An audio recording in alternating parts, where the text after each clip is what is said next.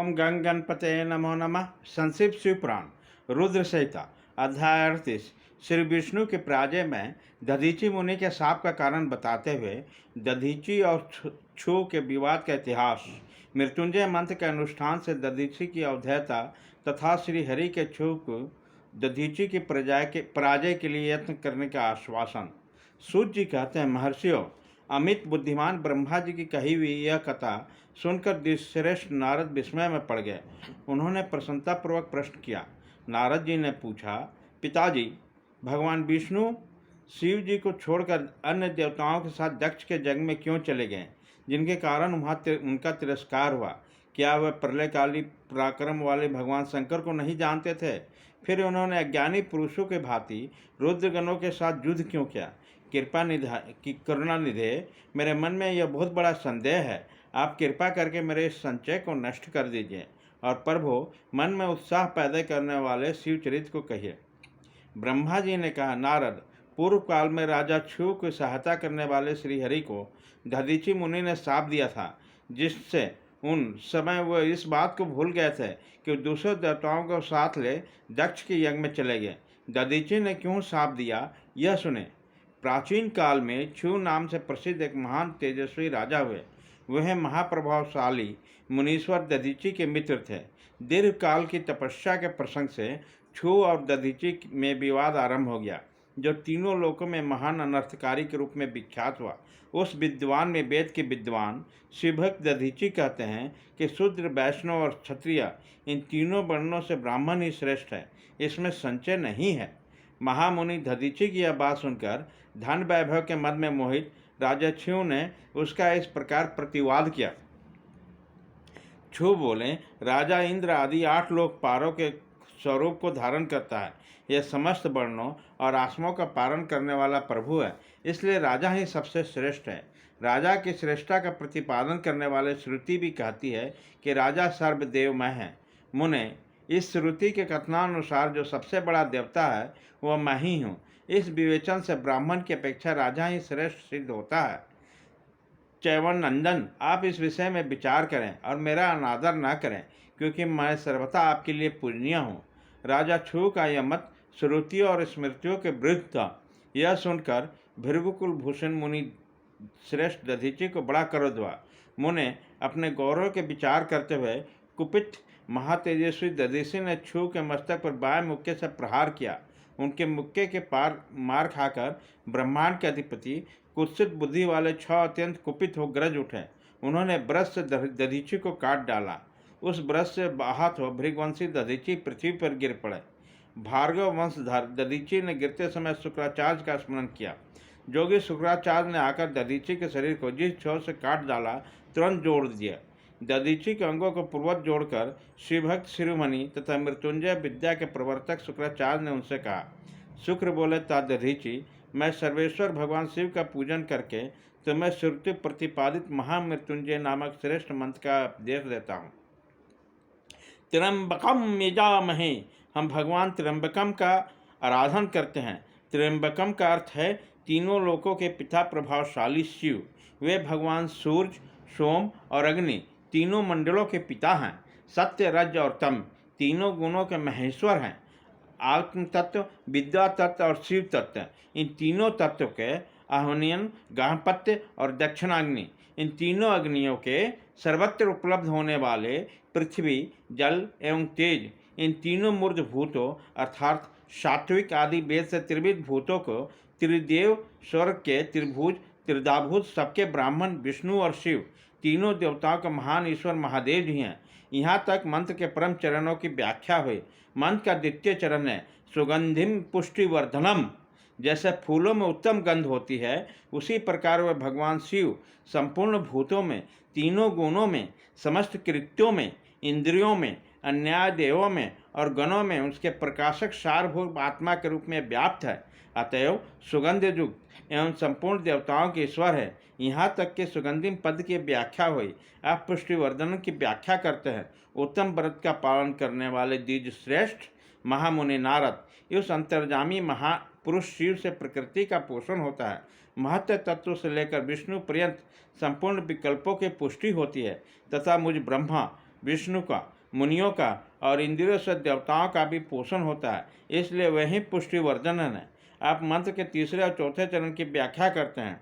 उन दोनों चरणों का स्वरूप यूँ है: उर्वारिकमियु बंधनान मृत्यु मूर्छ्य में अमृतात, अर्थात प्रभु, जैसे खरबूजा पक जाने पर लता बंधन से छूट जाता है, उसी प्रकार मैं मृत्यु रूप बंधन से मुक्त हो जाने पर अमृत पोत से पृथक न हो जाऊं।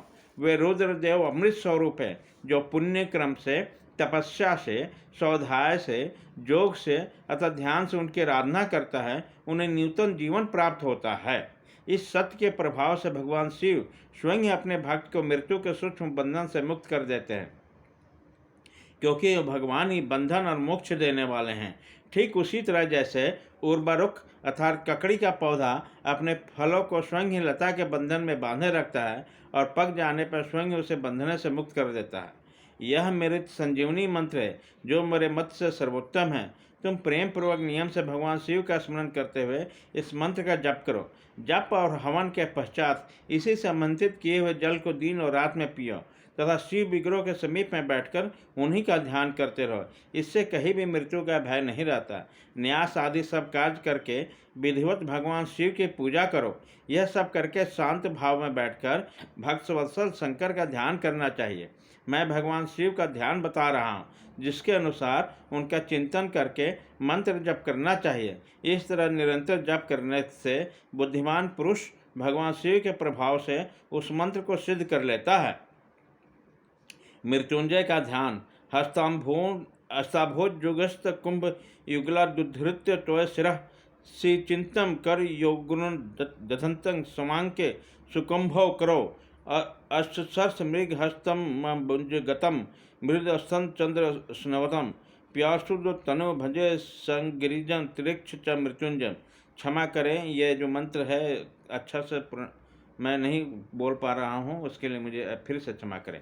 जो अपने दो कर कमलों में रखे हुए 2 कलशों से जल निकालकर उनसे ऊपर 2 हाथों द्वारा अपने मस्तक को सींचते हैं, अन्य 2 हाथों में घड़े लिए उन्हें अपने गोद में रखे हैं तथा शेष 2 हाथों में रुद्राक्ष और मृग मुद्रा धारण किए हैं और कमल के आसन पर बैठे हैं। सिर पर स्थित चंद्रमा से निरंतर झरते हुए अमृत से जिनका सारा शरीर भींगा हुआ है तथा जो 3 नेत्र धारण करने वाले हैं, उन भगवान मृत्युंजय का, जिनके साथ गिरजा नंदिनी उमा भी विराजमान है, मैं भजन चिंतन करता हूँ।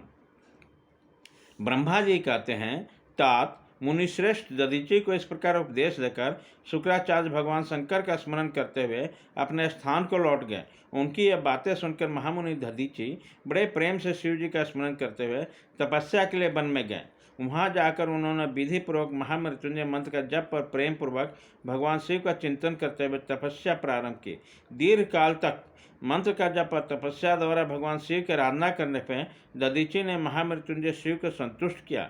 महामुनि उस जप से प्रसन्नचित्त हुए भक्तवत्सल भगवान शिव दधीचि के प्रेम बस उनके सामने प्रकट हो गए। अपने प्रभु शंभु का साक्षात दर्शन करके मुनीश्वर दधीचि को बड़ी प्रसन्नता हुई। उन्होंने विधि पूर्वक प्रणाम करके दोनों हाथ जोड़ लिया, भक्ति भाव से शंकर का स्तवन किया। तात मुनि तदंतर मुनि के प्रेम से प्रसन्न शिव ने च्यवन कुमार दधीचि से कहा, तुम वर मांगो। भगवान शिव का यह वचन सुनकर भक्त शिरोमणि दधीचि दोनों हाथों से जोड़कर नतमस्तक हो भक्तवत्सल भगवान शंकर से बोले। दधीचि ने कहा, देवादेव महादेव, मुझे 3 वर दीजिए। मेरा हड्डी ब्रज हो जाए, कोई भी मेरा बंध न कर सके और मैं सर्वत्र अधीन हो, कभी मुझ में दीनता नहीं है। दधीचि के वचन सुनकर प्रसन्न हुए परमेश्वर शिव ने तथास्तु कहकर उन्हें वे तीनों वर दे दिए। शिव जी से 3 वर पाकर वेद मार्ग में प्रतिष्ठित महामुनि दधीचि आनंदमग्न हो गए और शीघ्र ही राजा छू के स्थान पर गए। महादेव जैसे अभ्यता ब्रजमय अस्थि और अधीनता पाकर दधीचि ने राजेंद्र छू के मस्तक पर लात मारे। फिर तो राजा छू ने भी क्रोध करके दधीचि पर ब्रज से प्रहार किया। वे भगवान विष्णु के गौरव का अधिक गर्भ से भरे हुए थे, परंतु छू का सलाया हुआ ब्रज परमेश्वर शिव के प्रभाव से महर्षि दधीचि का नाश न कर सका। इससे ब्रह्म कुमार छू को बड़ा विस्मय हुआ। मुनीश्वर दधीचि की अभ्यता अधीनता तथा ब्रज से भी बढ़चर प्रभाव देखकर ब्रह्म कुमार छू के मन में बड़ा आश्चर्य हुआ। उन्होंने शीघ्र ही वन में जाकर इंद्र के छोटे भाई मुकुंद की आराधना आरंभ की। वह शरणागत पालक नरेश मृत्युंजय सेवक दधीचि से प्रेरित हो गए थे।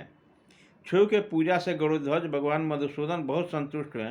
उन्होंने राजा को दिव्य दृष्टि प्रदान की। उस दिव्य दृष्टि से जनार्दन सिद्धदेव का दर्शन करके उन गरुड़ध्वज छू ने प्रणाम किया और प्रिय वचनों द्वारा उनकी स्तुति की। इस प्रकार देवेश्वर आदि प्रशंसित उन अजय ईश्वर श्री नारायण देव का पूजन और स्तवन करके राजा ने भक्ति भाव से उनकी ओर देखा तो उन जनार्दन के चरणों में मस्तक रखकर प्रणाम करने के पश्चात उनसे अपने अभिप्राय सूचित किया। राजा बोले, भगवान दधीची नाम के प्रसिद्ध एक ब्राह्मण है जो धर्म के ज्ञाता है। उनके हृदय में विनय का भाव है। वे पहले मेरे मित्र थे। इन दोनों रोग शोक से रहित महामृत्युंजय महादेव जी की आराधना करके वह उनके कल्याणकारी शिव के प्रभाव से समस्त शस्त्रों द्वारा सदा के लिए अवदग्ध हो गए। एक दिन उन्होंने महातपस्वी दधीची ने भरी सभा में आकर बाएं पैर से बड़े मस्तक पर बड़े वेग से अहलतापूर्वक प्रहार किया और गर्व से कहा, मैं किसी से नहीं डरता। हरे, वे मृत्युंजय से उत्तम वर पाकर अनुपम गर्व से भर गए। ब्रह्मा जी बोले, नारद, महात्मा दधीची की अवधूतता का समाचार जानकर श्री हरि ने महादेव जी का अतुलित प्रभाव का स्मरण किया। फिर वे ब्रह्मपुत्र राजा छू से बोले, राजेंद्र, ब्राह्मण को कहीं थोड़ा सा भी भय नहीं है। भूपते, विशेष रुद्र भक्तों के लिए भय नाम की कोई वस्तु नहीं है, न है ही नहीं। यदि मैं तुम्हारी ओर से कुछ कहूँ तो ब्राह्मण दधीची को दुख होगा और मुझ जैसे देवता के लिए ही शाप का कारण बन जाएगा। राजेंद्र, दधीची के शाप से दक्ष के जग में सुरेश्वर शिव से मेरी पराजय होगी, इसलिए और फिर मेरा उत्थान भी होगा। महाराज, इसलिए मैं तुम्हारे साथ कुछ करना नहीं चाहता। मैं अकेला ही तुम्हारे लिए दधीची को जीतने का प्रयत्न करता हूँ। भगवान विष्णु के यह वचन सुनकर छू बोले, बहुत अच्छा, ऐसा हूँ। ऐसा कहकर वह उस कार्य के लिए मन ही मन उत्सुक हो प्रसन्नतापूर्वक वहीं ठहर गए। अध्याय 38।